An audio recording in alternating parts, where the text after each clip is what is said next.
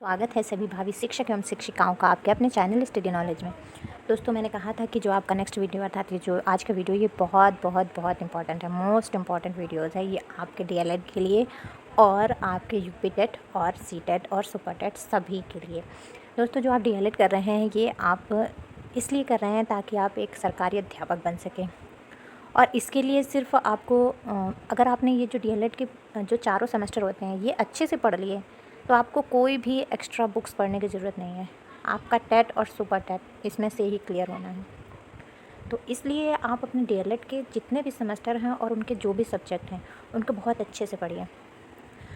आज मैं इस वीडियो में आपको जो मनोवैज्ञानिक थॉर्नडाइक हैं उनके विषय में बताऊँगी। इस टॉपिक से 1 से 2 प्रश्न आपके डीएलएड में आने श्योर हैं। तो चलिए हम शुरू करते हैं।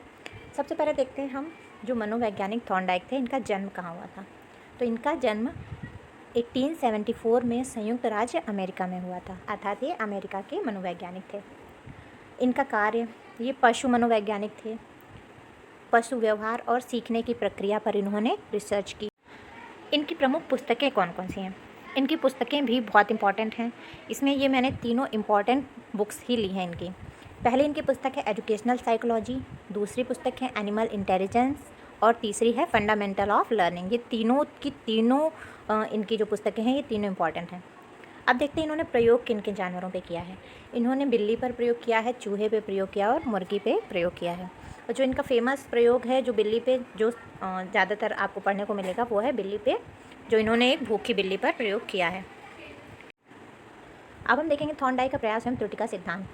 थॉर्नडाइक ने प्रयत्न व भूल के इस सिद्धांत के बारे में बताते हुए कहा है कि जब कोई व्यक्ति कार्य सीखता है तो उसके सामने एक विशेष स्थिति या उद्दीपक होता है जो उसे विशेष प्रकार की प्रतिक्रिया करने के लिए प्रेरित करता है। इस प्रकार एक विशिष्ट उद्दीपक का एक विशिष्ट अनुक्रिया से संबंध स्थापित हो जाता है। उसे उद्दीपक अनुक्रिया संबंध कहते हैं। अर्थात जो इनके प्रयास और त्रुटि का सिद्धांत है इसे उद्दीपक अनुक्रिया संबंध भी कहते हैं। इसे SR थ्योरी भी कहते हैं। S मीन्स होता है स्टिमुलस और R मीन्स होता है रिस्पॉन्स। थॉर्नडाइक ने कहा है कि जब कोई व्यक्ति कोई भी कार्य सीखता है तो सीखने के लिए उसके पास कोई विशेष उद्दीपक होता है या कोई विशेष स्थिति होती है।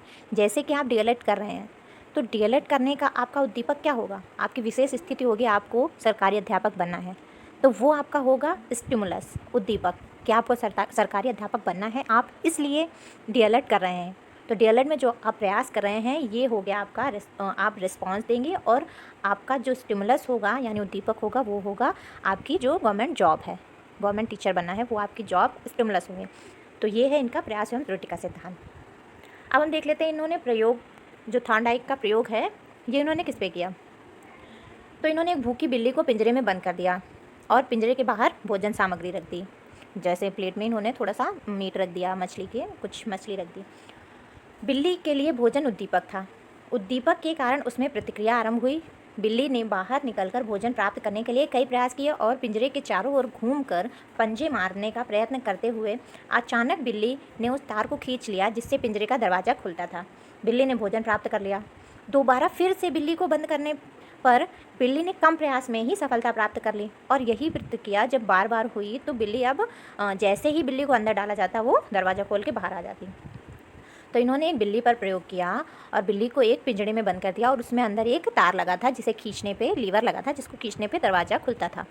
और पिंजरे के बाहर इन्होंने एक तस्तरी रख दी जिसमें इन्होंने भोजन सामग्री यानी कुछ मछली रख दी जिसकी खुशबू से बिल्ली अट्रैक्ट हो रही है। तो वो जो भोजन था तो वो उद्दीपक का कार्य कर रहा था यानी स्टिमुलस का कार्य कर रहा था। अब जिससे बिल्ली पिंजरे में इधर उधर दौड़ने लगी पिंजरे से बाहर निकलने के लिए, तो अचानक उसका पंजा जो था वो लीवर पे पड़ा और गेट पिंजरे का जो गेट है वो खुल गया और बिल्ली ने अपना भोजन प्राप्त कर लिया। अब जब दोबारा बिल्ली को डाला गया तो उसने पहले से कम प्रयास करे और वो बाहर आ गई। और यही जब 3 4 5 बार उसको अंदर डाला गया तो अब क्या हुआ, थोड़ी देर बाद जब बिल्ली को जैसे ही डाला जाता है वो तुरंत ही उस लीवर को खींचती और बाहर आ जाती। तो इससे क्या इन्होंने बताया कि जब हम कोई चीज़ सीखते हैं तो धीरे धीरे हम जब प्रयास करते रहते हैं तो जो त्रुटियां होती हैं वो कम होने लगती हैं। यही थॉर्नडाइक का प्रयास एवं त्रुटि का सिद्धांत है। अब हम देखते हैं थॉर्नडाइक के सीखने के नियम। थॉर्नडाइक ने मुख्यतः 2 प्रकार के नियम दिए हैं। एक है इनके मुख्य नियम और दूसरे हैं गौण नियम। पहला है इनका मुख्य नियम जो 3 प्रकार के हैं। नंबर 1 अभ्यास का नियम, नंबर 2 प्रभाव का नियम और नंबर 3 तत्परता का नियम। ये तीनों नियम से एक नियम पूछा ही जाता है, अक्सर पूछा जाता है कि अभ्यास का नियम बताइए या प्रभाव का नियम या तत्परता का नियम। यह प्रश्न ऐसे पूछा जाता है कि थॉर्नडाइक के जो मुख्य नियम हैं वो कितने हैं और कौन कौन से हैं। तो थॉर्नडाइक के मुख्य नियम 3 हैं और वो हैं अभ्यास का नियम, प्रभाव का नियम और तत्परता का नियम। और जो इनके गौण नियम हैं ये 5 प्रकार के हैं। पहला है बहु अनुक्रिया का नियम, दूसरा है मनोवृत्ति का नियम, तीसरा है आंशिक क्रिया का नियम, चौथा है सादृश्यता का नियम और पाँचवा है सहचर्यात्मक नियम। अगर आपको ये नियम भी डिटेल में पढ़ने हैं तो आप उसके लिए मुझे कमेंट करें, मैं आपको ये नियम भी डिटेल में पढ़ा दूँगी, तो मुख्य नियम और गौण नियम भी। तो अगर आपको ये वीडियो अच्छा लगा हो तो आप इसे लाइक करें, चैनल को सब्सक्राइब करें और अपने दोस्तों के साथ शेयर करें।